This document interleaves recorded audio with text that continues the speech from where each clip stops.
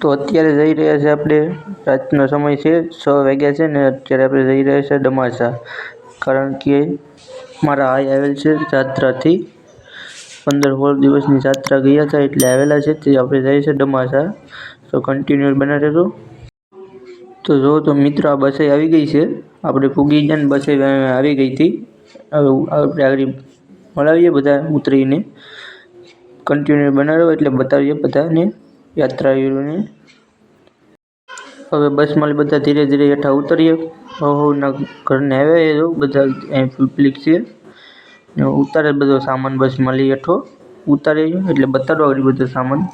હવે નાથી પછી જાય છે લાલજીભાઈના ટીસ્યુએ ના પગે પગે પડીને પછી જશે ભવાની માના મંદિરે.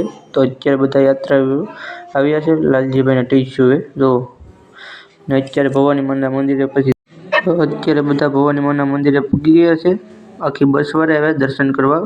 જૂનું ઇતિહાસ મંદિર છે ને ભવાની માનું. જો અહીંયા બધાને ચા પાણીને પીવડાવે, પાણીને ચા પાણીને પી લે, પછી દર્શન કરી ને પછી જશે બધા પાછા રિટર્ન એની ઘરે હોના જગ્યાએ. તો અત્યારે પાય છે ચા પાણી ને ભવાની માનું મંદિર છે અહીંયા.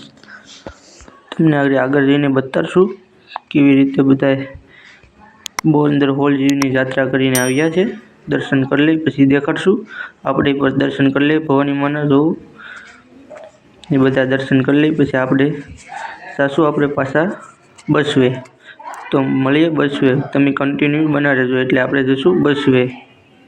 તો ધીરે ધીરે દી ઉગતો જાય છે ને હવે જાય યાત્રાળુ બધા બેસી જશે બસમાં ને હવે જાય હવે બસ ને સુરત દાદા હવે ધીરે ધીરે ઉગતા જાય.